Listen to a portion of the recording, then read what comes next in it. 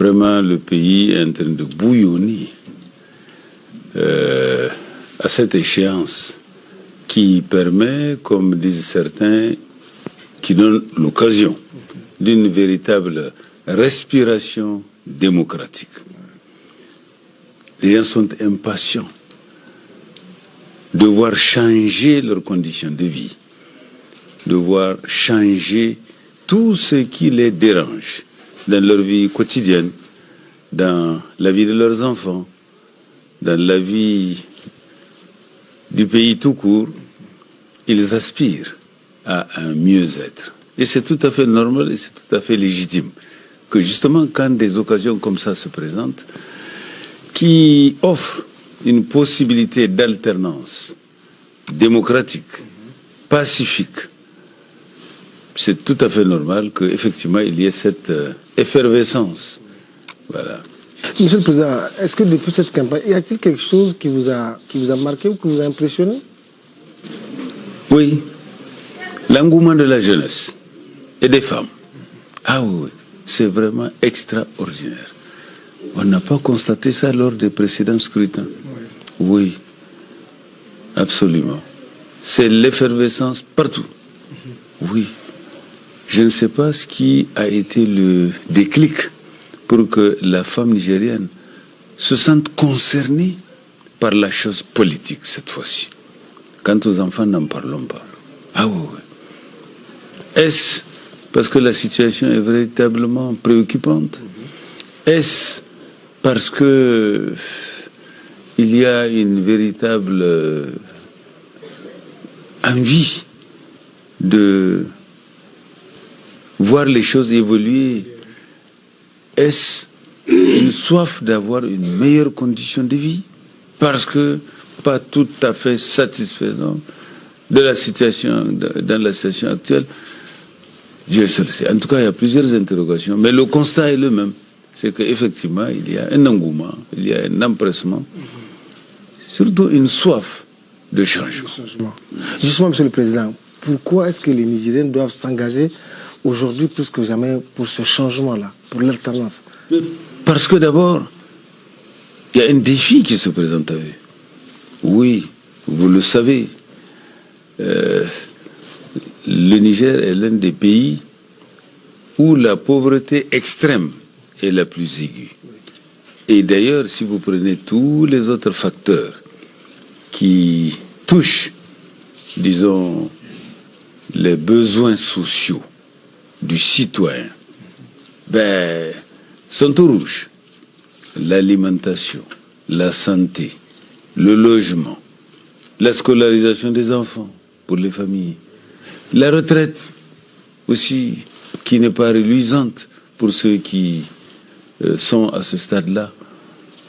Quant aux autres, c'est le chômage ou le sous-emploi, la précarité de la vie. Voilà, un peu, à mon avis, les ingrédients qui constituent d'ailleurs les soubassements d'un certain nombre de phénomènes.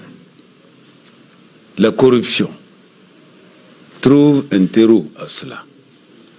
L'insécurité, le banditisme armé, urbain, rural, trouve un terreau, justement, dû à ces facteurs-là. Pourquoi c'est vraiment qu'il faut voter le 21 février? Parce que, au moins, il propose un programme qui est cohérent et qui répond aux aspirations profondes des citoyens nigériens d'aujourd'hui. Il propose des alternatives claires qui collent avec les réalités du terrain. Voilà pourquoi il faut le choisir. Alors justement, Monsieur le Président, votre programme des 7 E original dans sa conception, est-ce qu'il pourra vraiment mettre le Niger sur l'orbite de l'émergence? Absolument. Absolument. Parce que tout simplement, il a, comme je vous l'ai dit là, l'ambition de répondre aux préoccupations réelles, pas de l'homme de manière absolue et abstraite, mais de l'homme nigérien, du citoyen nigérien, qui vit dans cet espace qui est notre cher pays, le Niger. et qui est confronté aux dures réalités de la vie d'aujourd'hui, qui est fatigué d'une gestion calamiteuse 10 années durant et qui aspire à un mieux-être et qui pense que son pays peut mieux faire. Est-ce que vous pouvez nous rappeler succinctement ce programme de 7E? Ah, ce programme de 7E, peut-être avant de vous parler des éléments clés, il est important que les uns et les autres comprennent comment il a été conçu. Il a été conçu d'abord pas au hasard, pas en faisant du copier-coller, comme on en voit ailleurs ou ici même, peut-être. Il y a eu d'abord une analyse de situation, une identification des problèmes fondamentaux auxquels le citoyen nigérien est confronté et une certaine articulation des solutions à ces problèmes-là, de manière à ce que les uns et les autres de ces problèmes-là puissent trouver des solutions de manière articulée et coordonnée. La résolution de l'un des problèmes facilite le traitement et la résolution de l'autre. Et là également, le traitement, le début de solution ou même la solution du suivant aide aussi à résoudre l'autre. C'est articulé, cohérent et complémentaire. Alors, ma priorité dans ce programme-là, c'est tout simplement la question de l'eau. L'eau, tout simplement. L'eau pour l'alimentation, l'eau pour la santé, l'eau pour l'hygiène, l'eau pour les travaux, aussi bien agricoles, pastoraux, que les travaux industriels. L'eau, c'est la vie, surtout dans un pays comme le nôtre, qui est sahélien, désertique, enclavé, et en grande partie situé sur une roche granitique où des fois la nappe est très profonde à trouver. L'eau est ma première priorité parce qu'elle facilite le traitement et la résolution des autres problèmes auxquels le citoyen nigérien est confronté.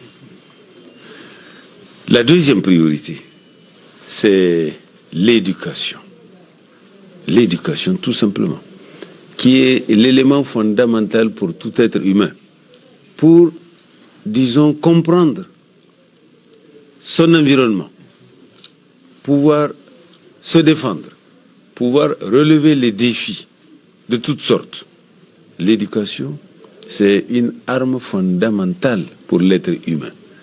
Et mon programme couvre tous les volets de l'éducation, depuis le préscolaire, pour les petits-enfants, au primaire, le secondaire, le supérieur aussi, la recherche et l'innovation. Secteurs, ces derniers-là, qui ont été délaissés dans ce pays-là depuis plusieurs années. La troisième priorité, c'est l'emploi, le travail. Tout simplement, le fait de pouvoir, pour chaque être humain, se trouver dans une situation où il peut subvenir à ses besoins fondamentaux et à ceux de sa famille, ainsi que ceux de sa communauté, ainsi que les besoins de son pays. Oui, l'éducation constitue un élément fondamental, non seulement pour chaque être humain, mais aussi pour la société. Pour relever les différents défis auxquels nous sommes tous confrontés, il est important que l'éducation soit développée. Si vous faites la comparaison, par exemple, entre nos pays sur le continent et les pays sur d'autres continents, mais vous allez voir que la grande différence vient de l'éducation. Vous savez, dans les années 60, un peu avant les indépendances, au début des années 60, certains pays de notre sous-région, qui se trouvaient déjà assez avancés, si je prends le cas de la Côte d'Ivoire, pour ne pas les citer, se trouvaient au même niveau de développement que la Corée du Sud. Oui.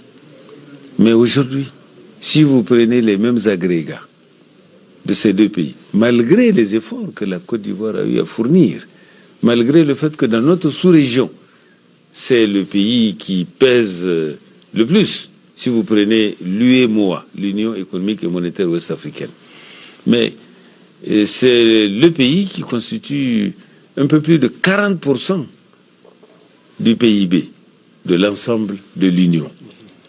Donc, malgré la performance de ce pays, qui d'ailleurs aujourd'hui se trouve être le premier producteur mondial de cacao, si vous comparez sa situation par rapport à la Corée du Sud, mais c'est un multiple en termes d'évolution. Donc, et le seul élément, enfin, l'un des éléments fondamentaux, c'est le fait que de l'autre côté, ils ont réussi à avoir un système d'éducation, de formation, de perfectionnement, de recherche et d'innovation qui vont au-delà de ce que les pays africains moyens font. Ils ont investi dans le facteur humain. Ils ont investi dans le facteur humain et ils sont en train de récolter les bénéfices. Alors, on a entendu l'eau, l'éducation, l'emploi.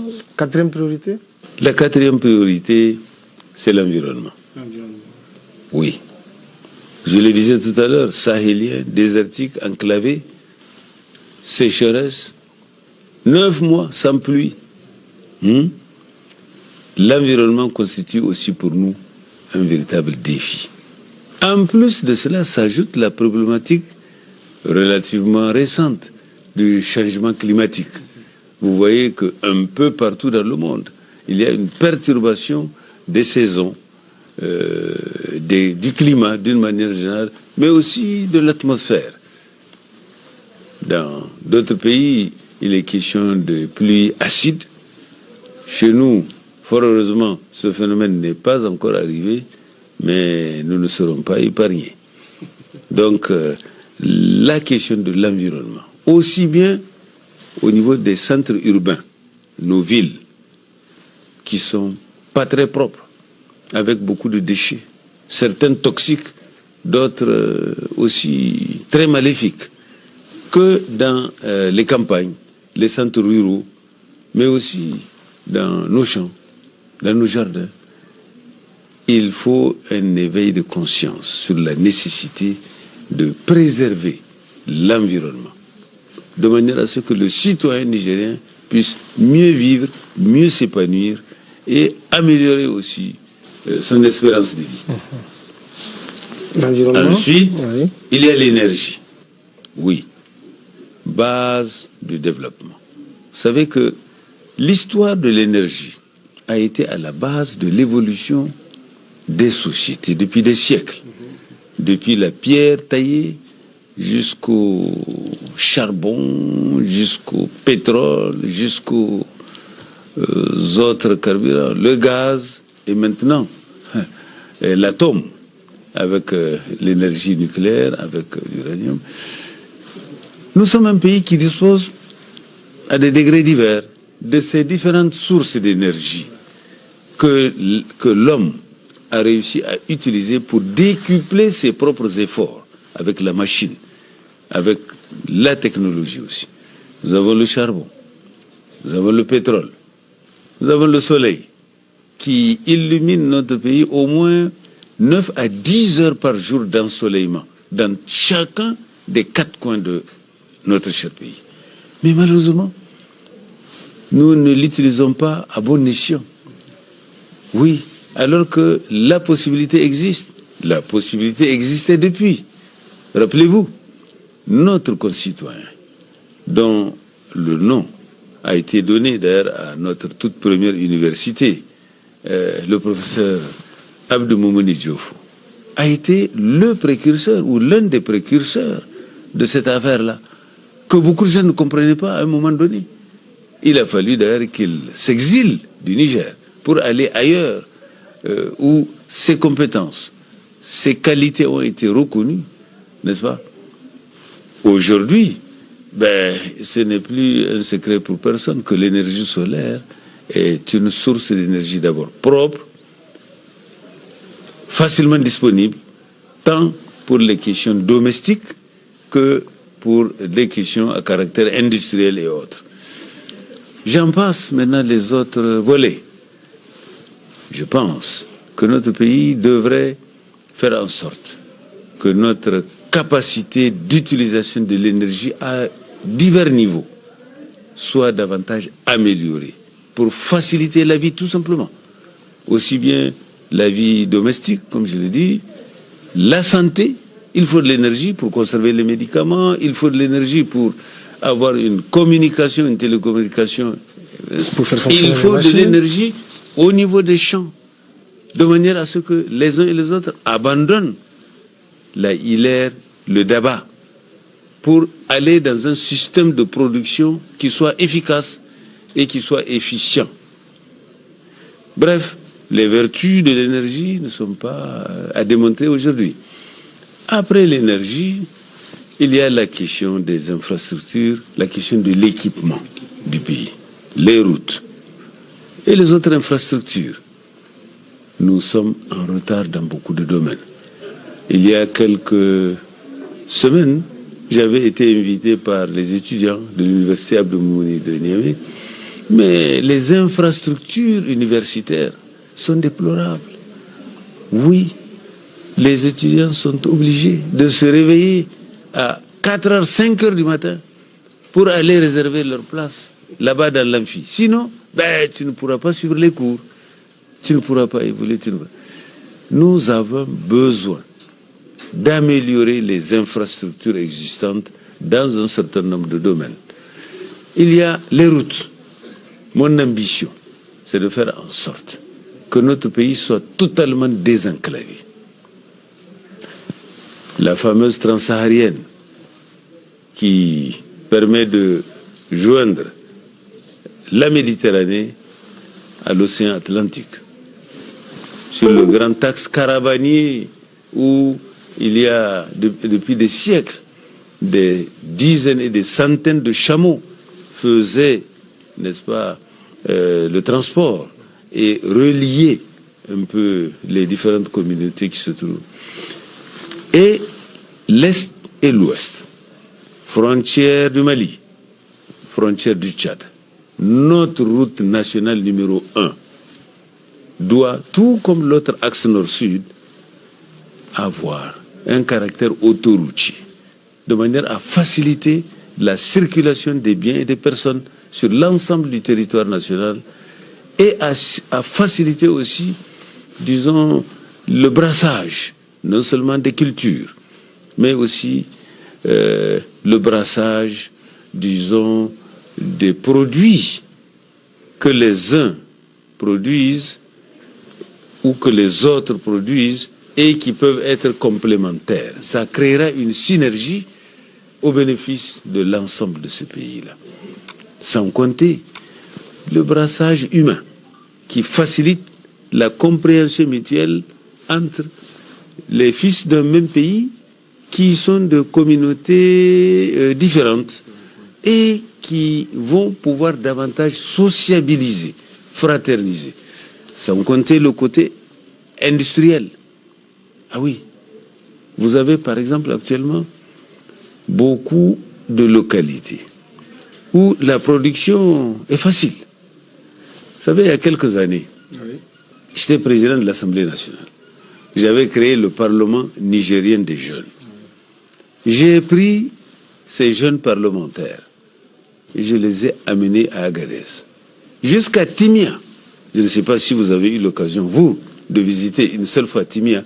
Mais quand vous êtes à Timia, mais vous avez l'impression d'être dans un pays soit européen, soit méditerranéen.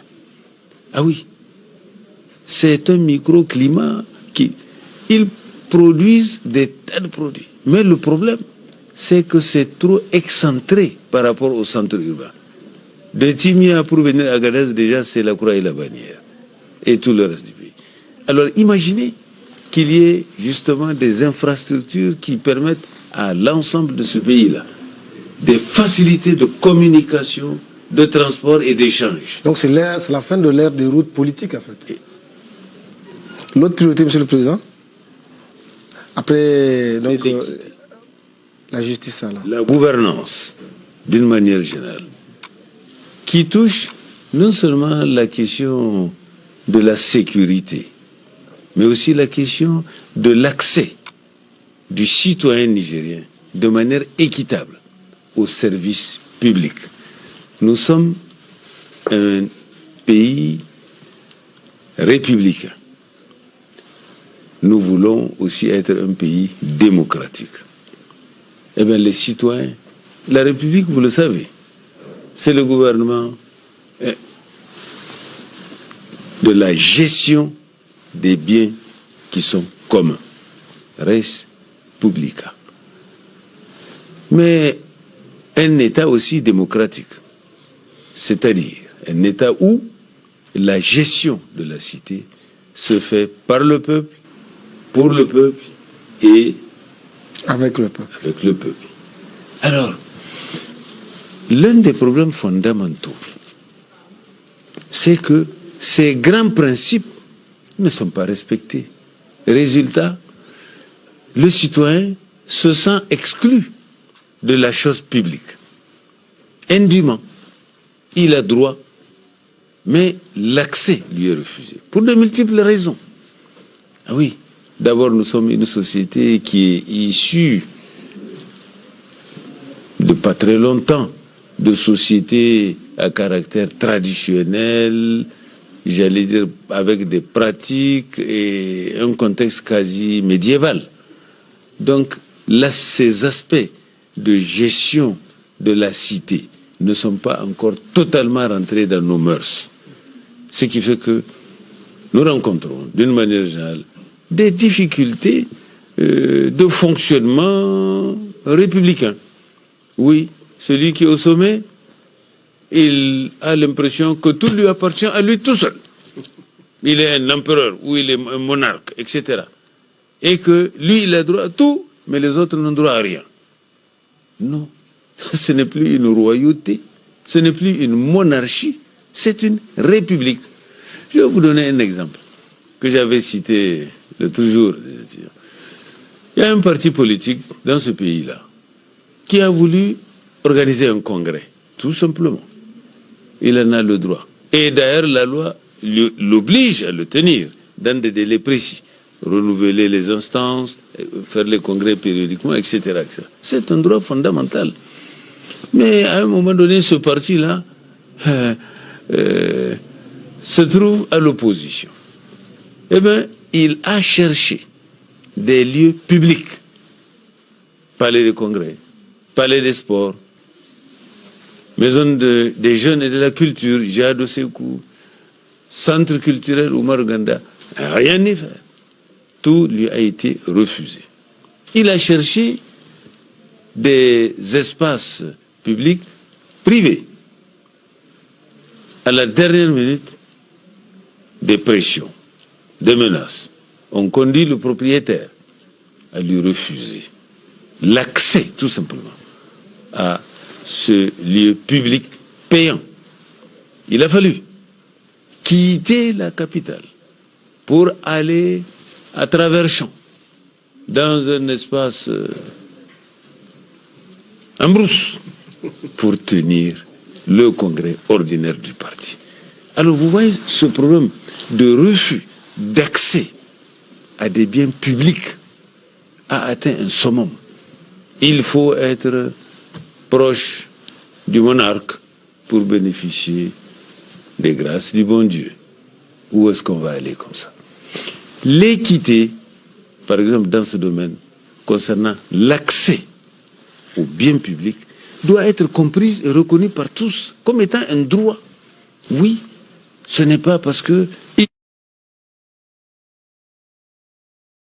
capable de tout étouffer toutes les libertés, y compris les libertés fondamentales d'accès. Si je prends la question des marchés publics, oui, vous êtes commerçant ou industriel, l'État fait un appel d'offres pour quelque chose qui appartient à tous. C'est des biens publics, c'est des ressources publiques qui sont utilisées pour faire soit des infrastructures publiques, soit des services publics à fournir. Eh bien, un tri est fait. Et la décision finale sera en fonction de votre couleur politique. Vous avez beau être performant, vous avez beau être efficace, vous avez être le mieux disant. Non. Tant que vous n'êtes pas de notre bord, eh bien, vous êtes exclu. C'est très important, ces notions-là, ces valeurs-là. Moi, je souhaite que la jeunesse s'approprie de ces concepts-là, de manière à ce que, au fur et à mesure de l'évolution de notre pays, que les uns et les autres se comprennent aisément et se disent que quel que soit là où vous vous trouvez, mais vous avez des obligations que vous devez assumer et non pas faire des choses selon votre bon vouloir. Je prends un autre exemple, la justice. Beaucoup de Nigériens n'ont pas le sentiment que nous avons une justice qui soit juste et qui soit équitable pour l'ensemble des citoyens de ce pays. Ils ont l'impression que selon, comme dit le poète, que vous êtes puissant ou misérable, le jugement de la Cour vous rendra blanc ou noir. Oui, il faut être près des en haut, même si vous commettez un délit ou un crime, eh bien, vous êtes absous de ces forfaits que vous auriez commis. Ça ne peut pas aller. Et, par exemple, si je m'arrête sur cet exemple-là, Oui. mais le sentiment d'injustice se répand beaucoup dans notre pays depuis quelques années. Le sentiment d'inéquité, ce qui est très dangereux, parce que de l'inéquité, de l'injustice, naît la frustration. Et de la frustration naît la révolte. Et de la révolte naît l'insécurité.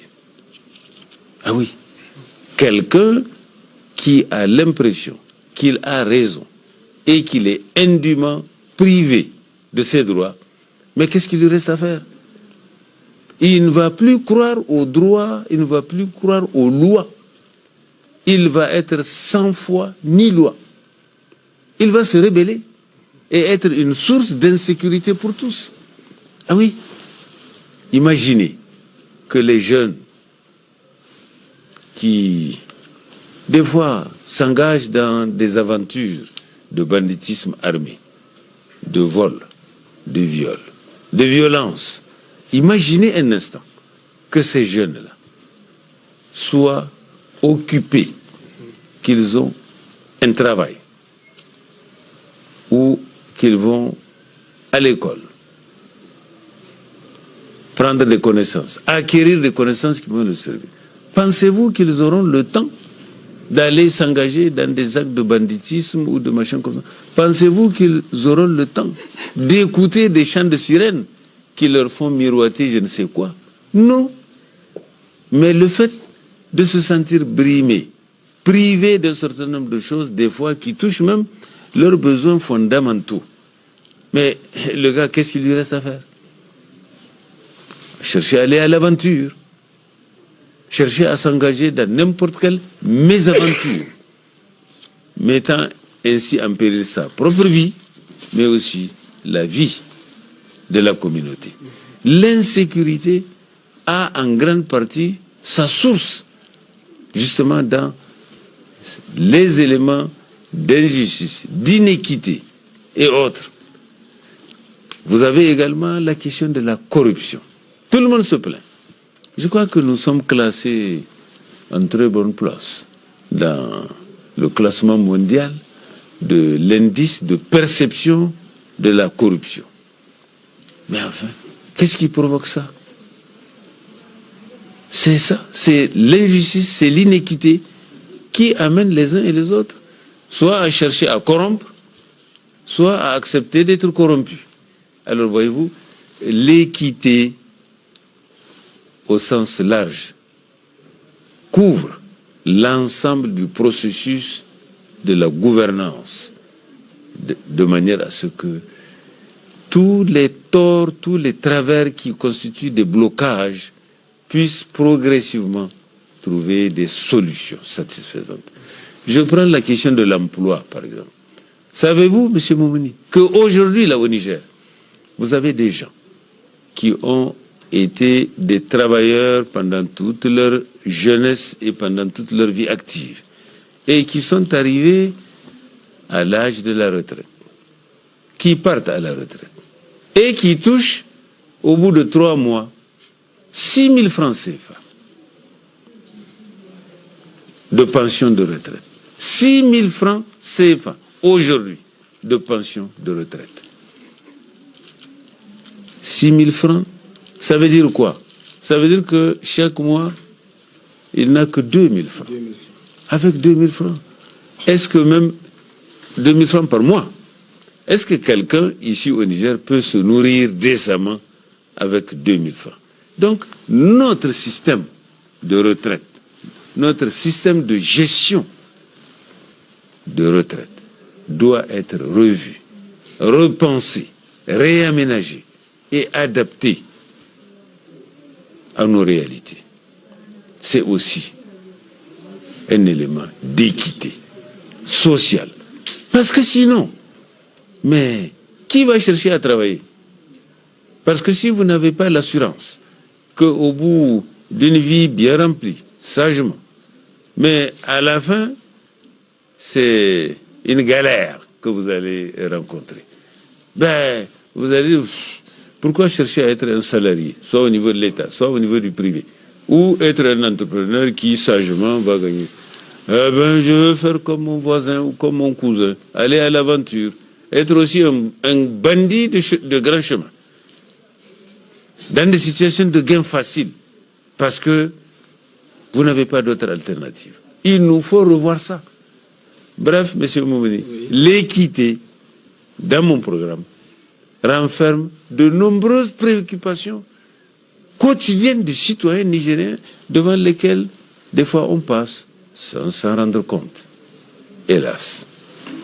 On a fait le tour de cette heure, M. le Président, je crois. Revenons maintenant à la campagne.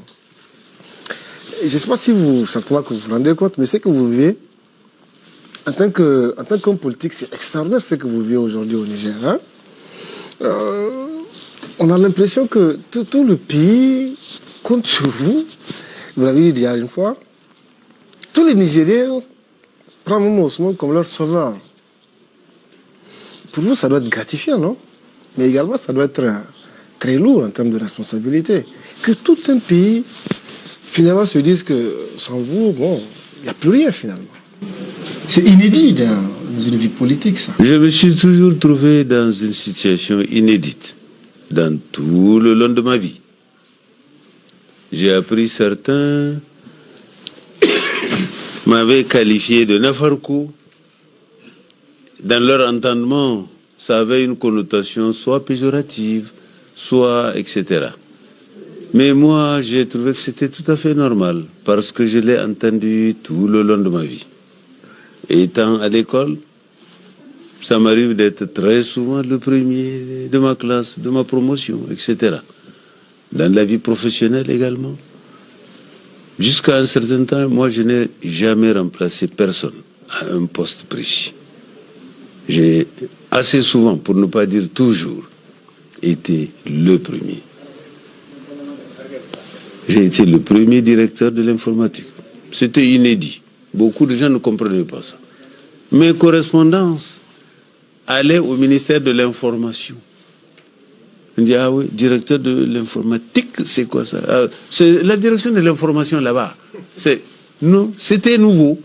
Ça n'existait pas. X années après, j'ai été appelé à être directeur du BOM. Là aussi, directeur du BOM, qu'est-ce que c'est ça? C'est quoi? On ne sait pas ce que c'est. Ça fait quoi au juste là-bas? Ouais.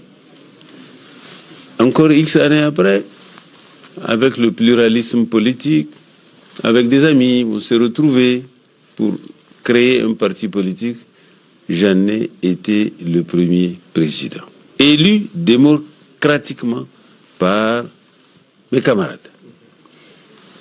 Conférence nationale, élection, j'ai encore été, de manière inédite, comme vous dites, le premier à être élu dans un contexte pluraliste, démocratique. Et voilà que maintenant, très probablement, je vais peut-être être le premier, après avoir été élu de manière démocratique, à être encore à nouveau élu démocratiquement. Oui, ça sera encore inédit, comme vous l'avez dit. C'est peut-être le hasard, ou peut-être Dieu qui m'a tracé ce chemin-là. Et j'en suis fier de faire face à des situations chaque fois inédites. Je m'ennuie, moi, dans des rééditions des choses déjà vues. Je suis de ceux qui aiment innover, changer positivement et améliorer les choses. Voilà. Est-ce qu'aujourd'hui, cet engouement, ce fort engouement, on va dire, des Nigériens, à votre égard, en faveur de l'alternance, est-ce que ça a changé votre manière de voir le Nigérien ou le Niger en entier? Est-ce que vous dites que vous ne pensez pas peut-être que le Niger était, ou les Nigériens étaient comme ça? Non, je trouve ça tout à fait normal. Ça va de partout, du nord au sud, de l'est à l'ouest. Je l'ai constaté. Je l'ai constaté moi-même. Je l'ai constaté, oui. Vous avez vu, les arènes sont pleines à craquer. Les gens ne savent plus comment se tenir ou avancer. Moi-même qui affronte la foule, j'ai du mal à... Oui, je l'ai constaté comme vous. C'est un défi. Il faut le relever. Et je pense que nous allons le relever. Grâce à Dieu.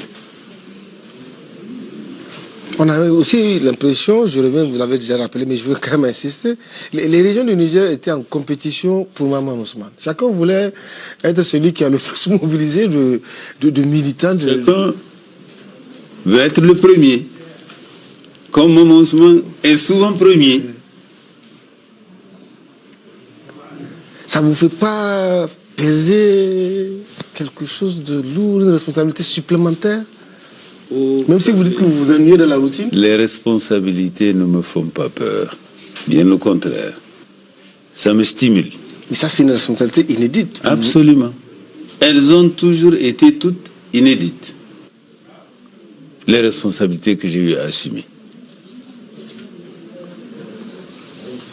Monsieur le Président, imaginons que malgré tout ce que vous vivez, malgré que vous mobilisez des milliers de Nigériens, que probablement tout le monde est d'accord que vous allez être élu le 21 février, président de la République, imaginez quand même qu'on vous déclare perdant. Qu'est-ce qui va se passer? J'observerai les Nigériens apprécier cette situation. Vous dites plus, pas plus? Pas plus. Je suis de ceux qui croient à l'intelligence des uns et des autres, à leur sagesse, à leur perspicacité. Vous savez, le bon sens est la chose la mieux partagée au monde. Il ne faut pas prendre les gens pour des... Je ne veux pas utiliser un terme vilain, mais je pense que les citoyens nigériens sauront faire le bon choix. Le bon choix qui est évident par rapport aux choix qui leur sont proposés aujourd'hui. En termes de programme, en termes de personnes ou de personnalités en mesure de mettre en œuvre le programme proposé. Donc je leur fais confiance. Et je suis convaincu que les Nigériens sauront faire le bon choix pour l'alternance, pour le changement. Ils sauront le faire parce que moi je constate déjà que les uns et les autres ont assumé. Notre président d'aujourd'hui, Issoufou Mahamadou, a lui-même annoncé que ce serait un plaisir pour lui et une fierté de pouvoir, à la fin de ces 2 mandats successifs, passer le témoin à un président démocratiquement élu. Donc ça veut dire qu'en ce qui le concerne, il n'y a pas de problème. Il l'a dit dans certaines de ses interventions, il l'a dit même pendant des réunions à caractère international, dans ce pays même. Les uns et les autres doivent décoder ça, comprendre cela, et eux aussi assumer leurs responsabilités. Et oui, y compris ses propres amis. Si les gens ne comprennent pas que, à un moment donné, les citoyens nigériens se sont retrouvés à adopter une constitution qui fixe la limitation des mandats, surtout après les épreuves que nous avons vues par le passé, et qu'aujourd'hui, la possibilité leur est offerte de pouvoir faire des choix conscients, des choix responsables. Et que ceux qui peuvent être tentés de leur refuser ce choix-là ne le font pas. Eh bien, il reste aux citoyens nigériens à s'assumer pleinement et à choisir une autre expérience, un autre projet, un autre programme, une alternance démocratique. Je pense que ce n'est pas compliqué. Ouais. Maintenant, si l'ensemble ou la grande majorité des Nigériens ne comprend pas ça, ça serait bien dommage. Chose que je n'envisage même pas. Tellement c'est évident que aussi bien de l'intérieur que de l'extérieur, qui observent ce pays et qui le comparent aussi à d'autres pays voisins et autres, le choix est clair. L'alternance est une nécessité maintenant au Niger. Pour tous ceux qui savent analyser la situation d'un pays, oui, chacun essaie de faire sa part, d'assumer sa part de responsabilité. Et puis, les uns et les autres passent à l'œuvre et apportent aussi leur contribution. Et c'est ça, la véritable respiration démocratique. Monsieur le Président, merci de nous recevoir si tard lors de votre étape de Maradi dans votre tournée du Niger. Merci et bonne chance. Merci beaucoup. Bon courage à vous. Merci bien. Merci de vous.